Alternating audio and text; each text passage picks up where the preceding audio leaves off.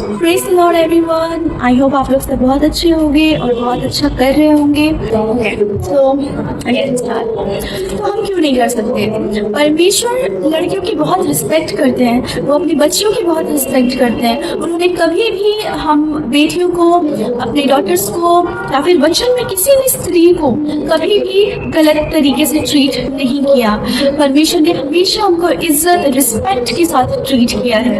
और एक real man यही होता है। परमेश्वर आए और उन्होंने एक रियल मैन का एग्जाम्पल लेके गए हैं वो परमेश्वर। आज मैं सिर्फ लड़कियों से बात करना चाहूंगी कि हमारा वर्थ क्या है, यीशु मसीह में हमारा वैल्यू क्या है। क्या हमारा वैल्यू बस इतना है कि हम संसारिक रीतियों में फंसे रहें? नहीं, परमेश्वर ने हमारे वैल्यू को कई गुना ऊपर रखा है, बहुत ज्यादा ऊपर रखा है। तो अपने वर्थ को समझना बहुत ज्यादा जरूरी है।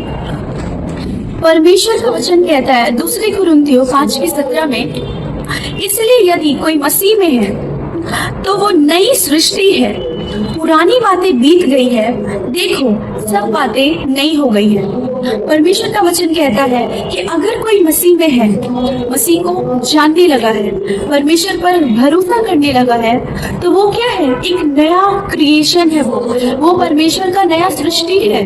उसके अंदर जब हम कुछ नई चीजें बनाते हैं, वो फ्रेश होता है, बिल्कुल प्योर होता है, उसमें गंदगी नहीं होती। उसी प्रकार जब अगर हम परमेश्वर पे भरोसा करते हैं तो हम भी बिल्कुल फ्रेश होते हैं, हम बिल्कुल प्योर हो जाते हैं, हमारे अंदर से सारी गंदगी हट जाती है, क्योंकि हम बिल्कुल नई सृष्टि बन चुके हैं।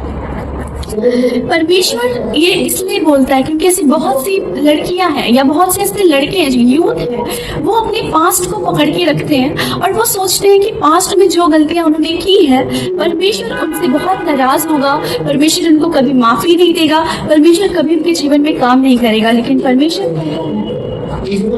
यदि कोई परमेश्वर पर यकीन करे तो वो एक नई सृष्टि है। आप और मैं एक नई सृष्टि बन चुके हैं, क्योंकि परमेश्वर ने हमें अपने भरोसे के लायक बनाया है। तो हम और आप क्या है? एक नया क्रिएशन है। हम परमेश्वर पर भरोसा कर रहे हैं और नया क्रिएशन बन रहे हैं। इससे बड़ा बात और क्या हो सकता है? अपनी सारी पुरानी बीती हुई बातों को भूलकर परमेश्वर के लिए आगे बढ़ना सबसे बेस्ट। परमेश्वर खुद कहते हैं, परमेश्वर ने यहाँ कहा है कि तुम अपने पास्ट को भूल जाओ और आगे बढ़ो। पास्ट को पकड़ के रखना ये सबसे गलत काम है जो आजकल के यूथ करते हैं, और इसी वजह से वो डिप्रेशन में जा रहे हैं। वो सोच रहे हैं कि हमारी तो माफ़ी नहीं है। परमेश्वर बड़े से बड़े गुनाहों का माफ़ी दे सकता है, तो ये तो बहुत छोटी सी चीज़ है।